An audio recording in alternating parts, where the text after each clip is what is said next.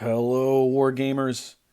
We're going to take it a little bit back into the hobby today. You see, Mike Hutchinson, you might know him from such games as Gaslands and Gaslands Refueled, or maybe even A Billion Suns, the game. Wait, no, not that Suns. The Solar Suns. Yeah, that one. Uh, Mike Hutchinson, he's got a new game coming out. It's called Hobgoblin. It's a mass battle fantasy game. I guess it could be historical too, but certainly leans into the fantasy. Miniature game. It's on Kickstarter right now as I'm making this video. And the cool thing is, if you go to the Kickstarter, he's got a quick start guide that you can download. So I downloaded it and fancied myself a game. I broke out my War Master models, and I ran into a little bit of a problem because it uses wheeling, and wheeling 1 or 2 centimeters doesn't really work. So I went back to the drawing board, looked at the rules. He's got some base size suggestions in there, and I kind of broke it down in a 4x2, which War Master is 4 centimeters by 2 centimeters, and so this is 4 inches by 2 inches. Fits within that metric. So I went ahead and I was like, let's build a quick, fast, and dirty army so we can get some games on the table and see how this game plays. So this video here, I'm just cutting out some 4x2 strips of cardboard real fast, gluing down some ballast, and we're also gluing down some white rocks I found at a craft store. And so we're putting those on the bases, getting them prepped and ready, and I want to make something pretty fast and quick and loose, and so I'm going to need some units as well. Now, I'm a Patreon of One Page Rules, and they give you some pretty sweet 3D and 2D stuff. If you're not a patron, you can find the stuff over at Wargame Vault. They got some awesome 2D miniatures that you can buy and download. They got a couple army bundle deals at the time of this recording. Some of them are on sale, apparently. And the cool thing is that they are front and back printed. So you can actually make some pretty cool 2.5D models. All right, so I went ahead, I took the models, I brought them into Photoshop, I reduced them by about 50%, and turned up the brightness and contrast. That's much better. There we go. That looks much better. And I put them on a piece of cardstock type paper and cut them out. What you're going to want to do is basically score along the line here to get a nice flat even fold, so that way that front and back graphic lines up just right when you're kind of cutting these guys out. You don't want to have an arm missing on one side and it looks okay on the other.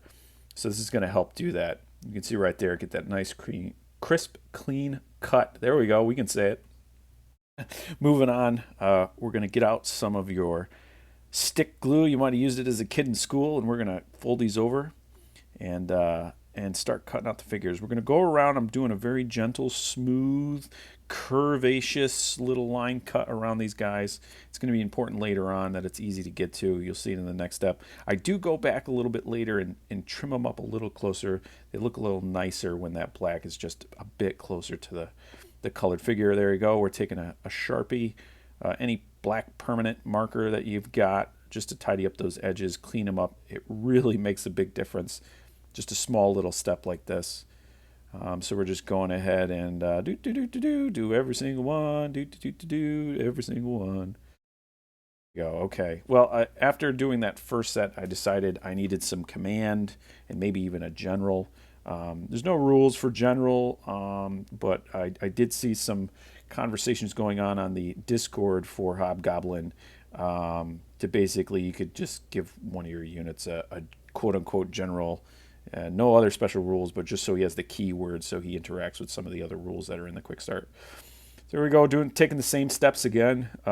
Get my stick glue, gluing them down, cutting them out, and then we're going to touch up those edges with the Sharpie again and keep on going. So did a little test setup here with a 4x2 just to see how I want to lay these out. 8 figures felt a little bare, so I ended up going to 5 figures a base.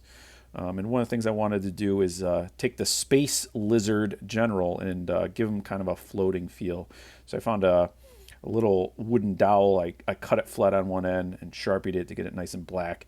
And then I can glue it onto the back of the Space Lizard, and he can be kind of floating up above his lizard guardian men that are going to travel around with him, his retinue of guard. Bring me some coffee. I don't know. I don't know what lizards want. They probably insects or something. Tyranids, maybe. I mean, not Tyranids. Sorry. But anyway, so we get to gluing these down. I'm going to switch over. I've been using tacky glue for most of this, but I'm switching over to hot glue to put these guys down on the bases. The hot glue is going to dry pretty fast, and it's got more structural capability to it. So it's going to keep these, basically 2-ply cardstock models upright and stable for a much longer time than if I was gluing them with maybe some PVA or tacky glue. Again, we're going for that 5x5 setup. I'm trying to do like a 45 and a parallel to the front, alternating back and forth. This way there's a little bit more depth to it when you look at it from the side. Looks great from the front if they're all flat, but you turn that thing to the side and boy, ooh, now you know it's a 2D model.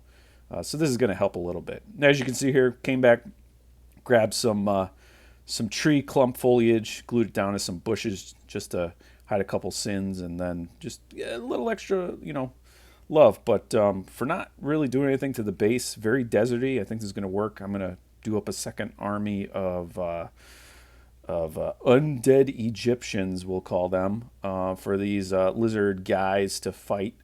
And I think that'll be a good little contrast for the two.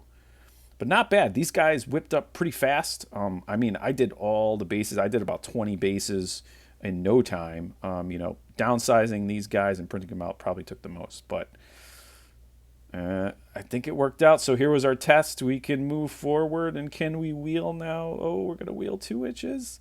Look at that. Beautiful. Couldn't have done it better. I guess I did do it myself.